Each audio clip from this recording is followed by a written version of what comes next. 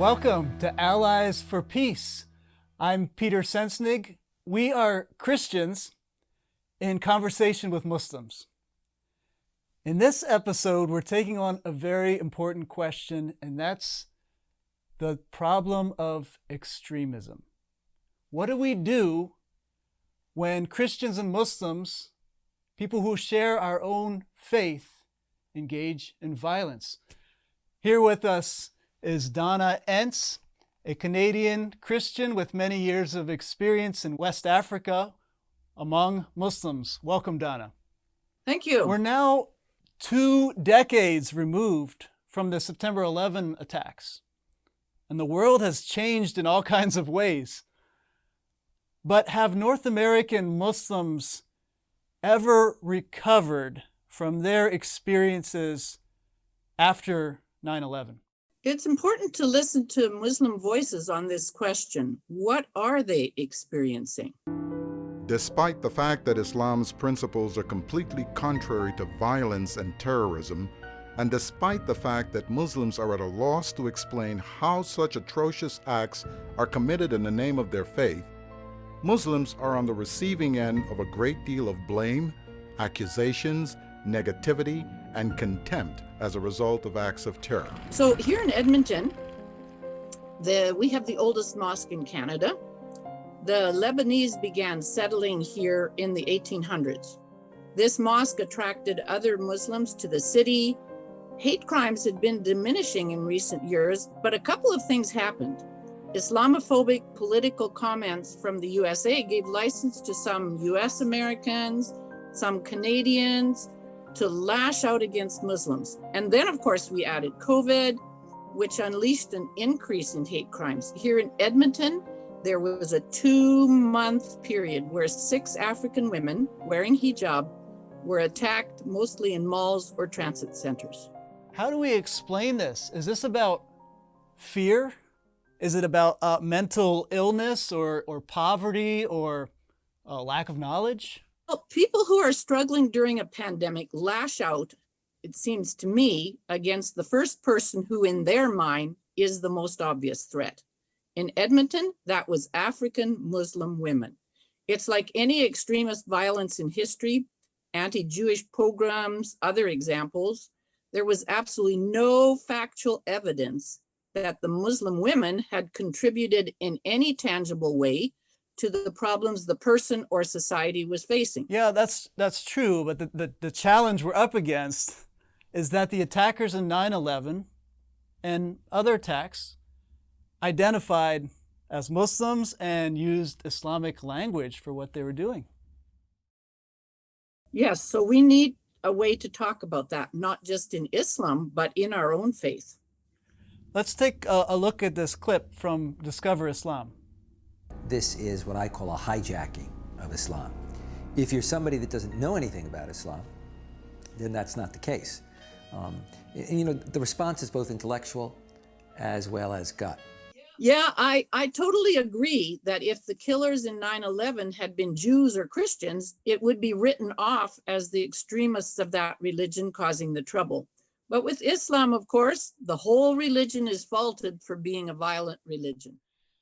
Esposito uses the word hijacked, which implies sort of taking something off its original or true track. But let's bring this close to home a little bit. Is it only Islam that is susceptible to this hijacking? In every society, there are extremists. There are violent people who claim to represent that particular faith or that particular cause, and they commit crimes in the name of that religion or that cause. But the majority of people in that society draw a clear distinction between the acts of these people and their faith. Christians can fall prey to this nationalism that leads us away from the way of Jesus. But our own tradition of Anabaptism is pacifist. We won't kill a human being. Does that make us Mennonites and other Anabaptists immune to this problem of violent extremism?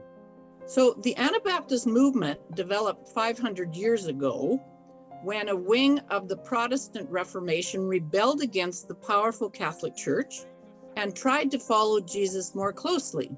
Like any movement, there were no statements or parameters other than the Bible to determine how to be faithful.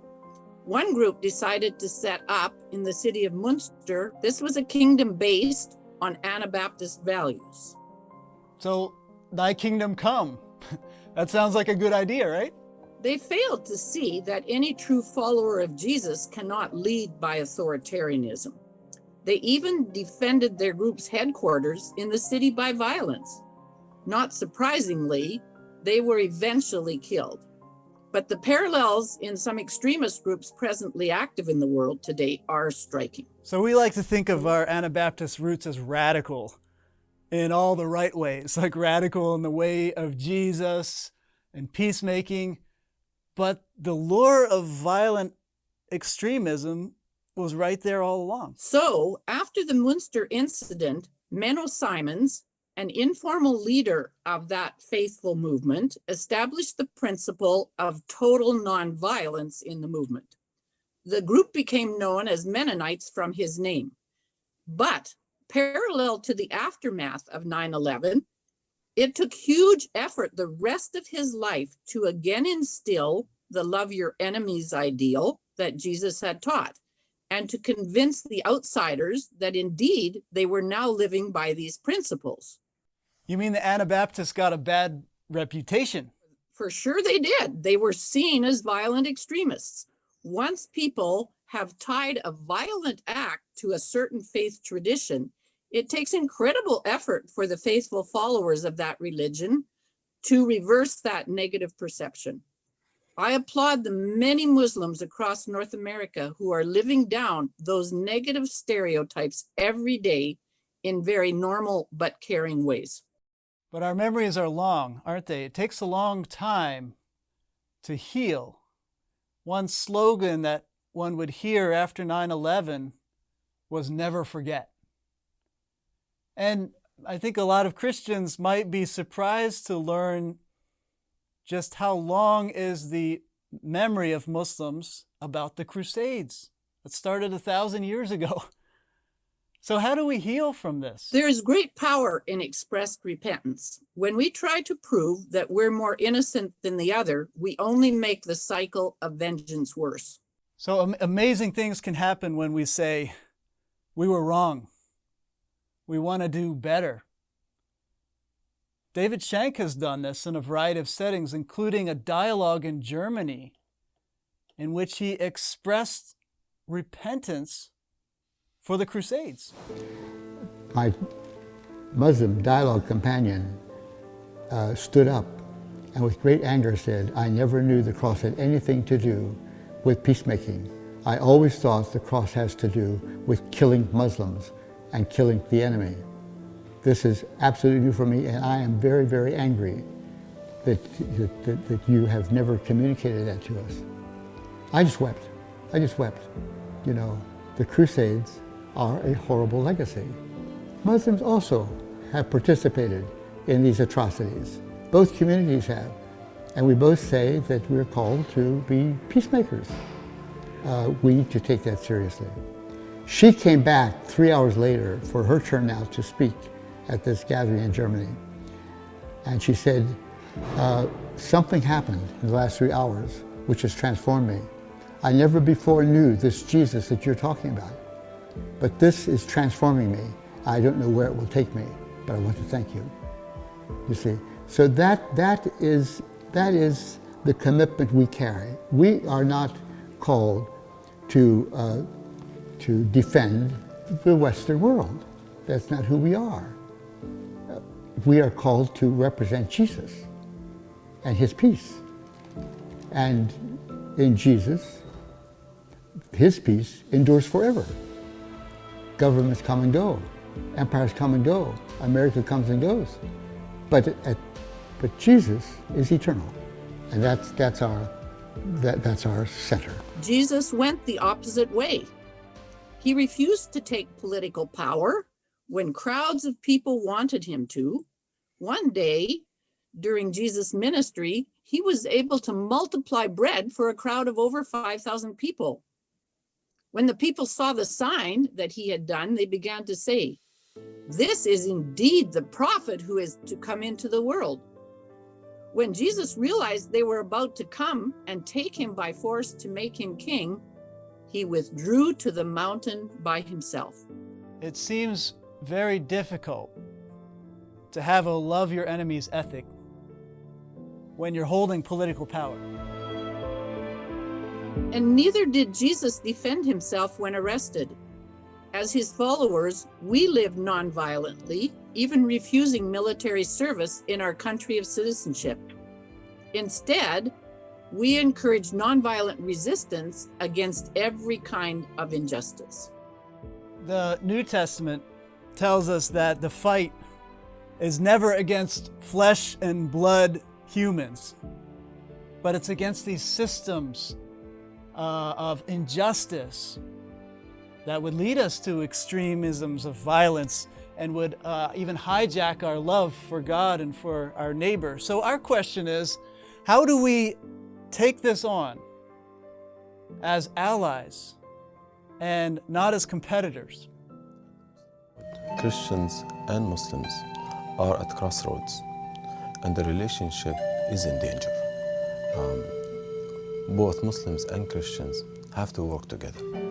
They have to utilize the values of love, compassion, and respect of one another to strengthen that bond. Donna, how are you working to strengthen the bond that Nihad Awad is talking about here? Perhaps creating spaces of exchange. For example, to challenge the negative image of Islam as a violent religion, our organization planned Christian-Muslim dialogues.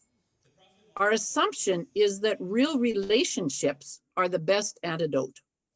There have been some dramatic experiences for people of both faiths in these circles. What sorts of experiences? A woman shared that she had never had a real discussion with a Muslim before that day.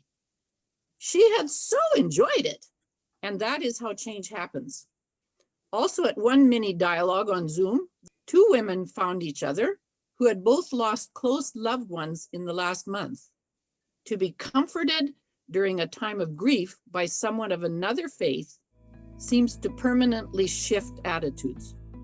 These are powerful examples of the fact that relationships bring healing with God, with others. It's the answer to the problem of extremism.